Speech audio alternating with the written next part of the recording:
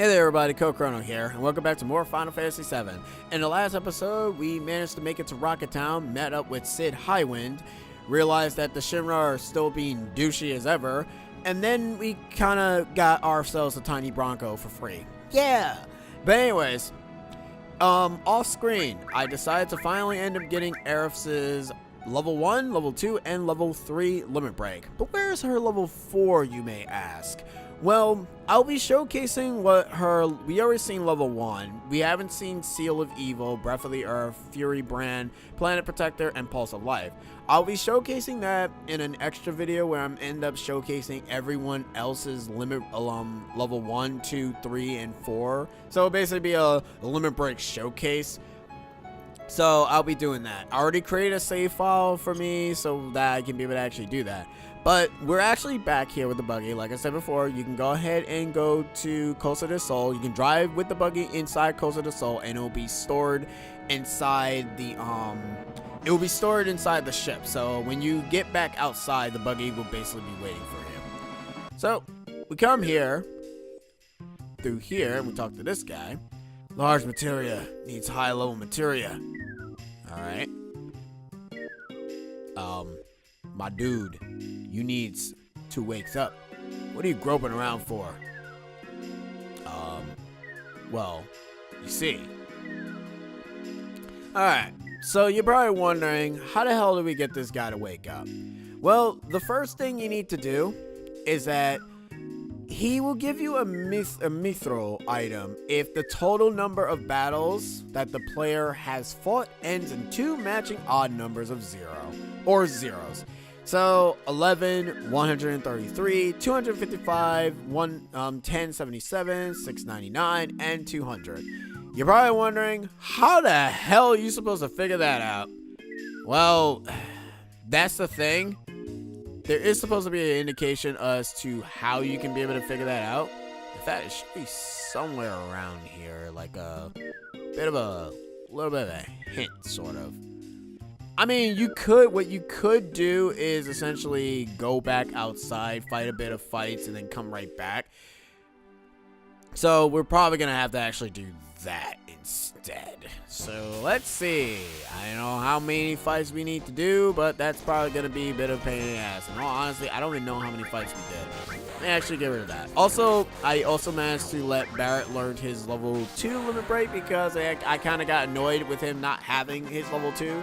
Seriously, you have no idea how annoying that was, because that was annoying. Oh my god. There has to be a way for me to figure out when this guy actually wakes up, because I don't have like any sort of indication as to how many fights I've been in so far. So it's like, I don't know how am I supposed to know that? That's kind of weird.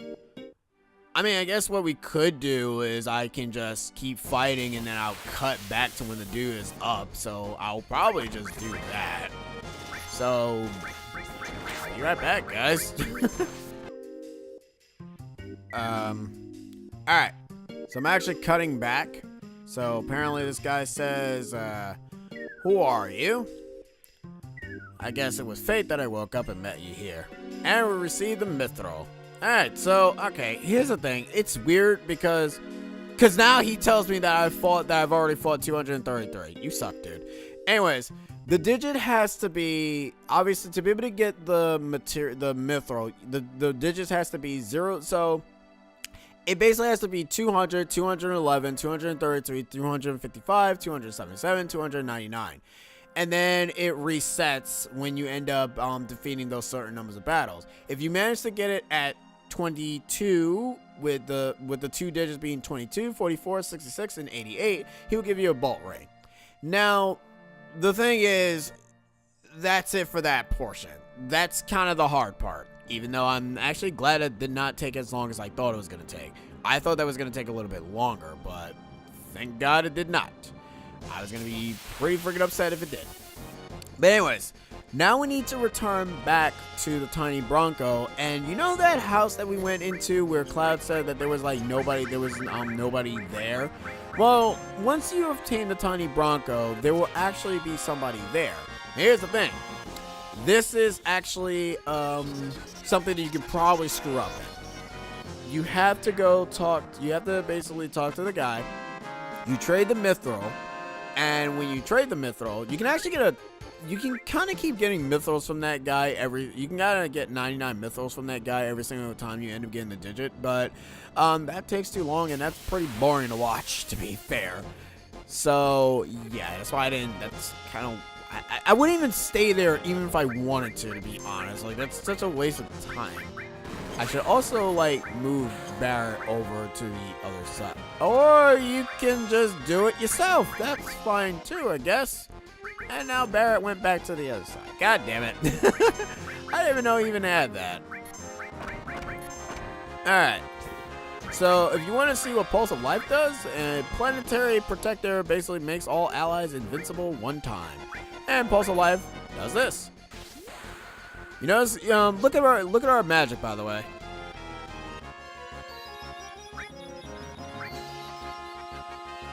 That's right. Pulse of Life is basically a glorified elixir. And the last limit break that we're getting for Aerith is called Great Gospel. And we're going to be utilizing that for the final area of the game. Well, the final area for Disc 1, I should say.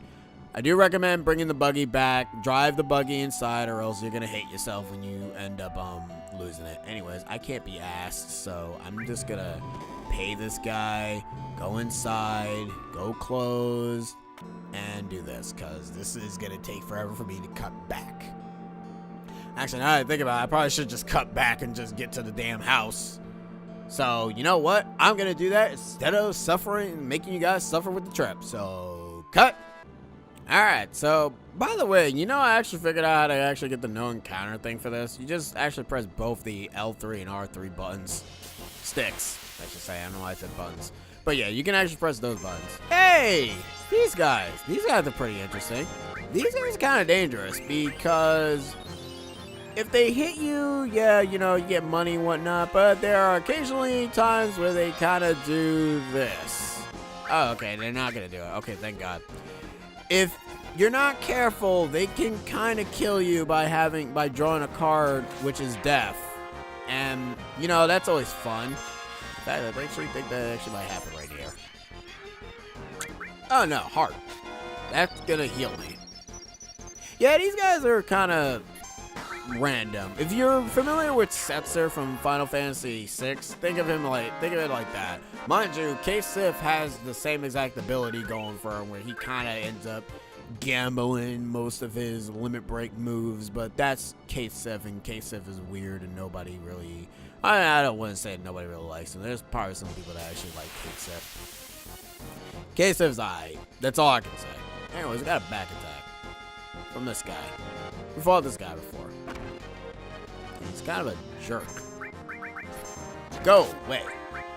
Now, we're going to actually keep Aerith on the team because here's the thing. Since we'll be going to Temple, but actually, the thing is, we're not going to Temple of the Ancients yet. We're actually going to Wutai next. So, yeah. I don't know why I'm even worried about the Temple of the Ancients now. I mean, we can go to the Temple of the Ancients now once we head to the Golden Saucer, but I don't feel like it. Now, I'm going to say it just in case, because first off, I don't trust myself, because I'm afraid that I might screw this up. Because you are supposed to pick the right box. If you pick the wrong box, you're going to hate yourself. Rocket Launch Pad area? What the hell is that? I don't even know. I'm not going to even risk it. Anyways, go inside the house, and there should be a guy in there. And there he is. Sup? Huh? Oh, another customer. You sure picked an odd place, but... place it, but if it's the keystone you're looking for, you're too late. Don't have it. Keystone? What? You didn't come here for that? The keystone is the key that unlocks the gate at a very old temple somewhere. You're not gonna believe your ears, but I heard it was the Temple of the Ancients. Temple of the Ancients? Funny enough, you actually are supposed to come to this guy anyway, so you can get the detail on how to get to it. Don't take it seriously, it's just a legend. Let's change the subject. All the weapons you see here I made myself, but lately I haven't been able to get any materials. Hey, you wouldn't happen to have any mithril on you, would you? I'll trade you something good if you could. Give him some. Hey, thanks. Alright, you can help yourself to either the big or the small box. Alright, so I'm just gonna go ahead and just tell you right now, take the small box, don't take the little box. And there it is. Great gospel. And the thing is that if you did not learn Limit Break 1, 2, or 3, Aerith won't know what this is. But once you have learned it, and there you go. She has learned her level 4 Limit Break. See the light. And we shall be showcasing that a little bit later. Not now, though. Now, Great Gospel essentially does the same thing that Pulse of Life does, and Planetary Preservation, was it? Is that what it was called? I mean, Planet Protector. I don't know why I said Planetary Preservation. That doesn't make any sense. It essentially gives you invincibility, and it also heals your magic and your HP. Funny enough, Fury Brand is also pretty good, because you want to know what Fury Brand does? Fury Brand actually friggin' does this. It actually raises the party's limit break gauge by max, except yours, because if it actually did raise yours, it would be kind of broken, just saying. Anyways, alright, so I don't know how long this is actually going to be, because I am going to basically speed through this section right here, because we got to go back to the Tiny Bronco. But yeah, so let's just kill this guy, because, you know, nobody likes him. And we get back on the Tiny Bronco, and then, you know, we can start our way to Wutai. Because Wutai is actually where Yuffie was born at. Lovely. These guys. We need to kill these guys. Alright, cool. I'm glad that they did this, because now it means something. That I need to kill them as quickly as possible before Cloud dies. And Cloud is dead. Oh no, never mind. Cloud's fine. Yay! Cloud's fine, guys. Yeah, he's fine. Alright. I am, like, I don't like putting on don't know encounters, because, like, what the hell's the point? Unless it's, like, really something I just don't want to be bothered. Kind of like these guys. Go away. I know it's very weird to put on the speed up function, but as I stated, guys, like, aside from the fact that I can just cut this all out. I'm already here, so might as well just make the most of it, you know?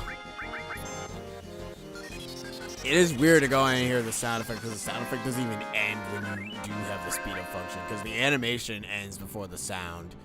Alright.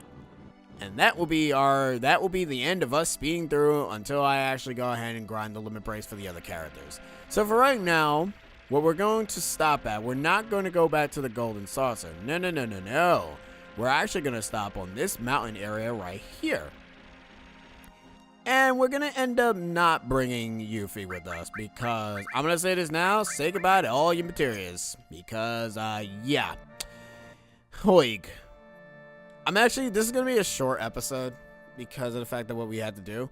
So that's how you get the Great Gospel. You have to get the certain digit, and then you have to go ahead and take the mithril to the guy in that house after you have obtained the Tiny Bronco. Once you obtain the Tiny Bronco, you go to the house, the guy will be there, he'll tell you about the keystone, and he kind of doesn't really tell you who he gave it to, but you kind of have an inclination that you might as well just go to the Golden Saucer anyways, because where else are you going to really go? I mean, to be honest, there is probably hints as to where you're supposed to go, but the thing is, if you remember that the Black Cloak man that Dio said asked him for something, that's kind of the little bit of the hint. You're supposed to remember that all the way back from the Golden Saucer incident. But anyways, in the next episode, we'll be heading to Wutai, Yuffie's hometown. And as I stated before, don't get too attached to your materia, because it's gonna be a doozy. I'll see you guys next time. CC, Code Chrono, over and out. Laters.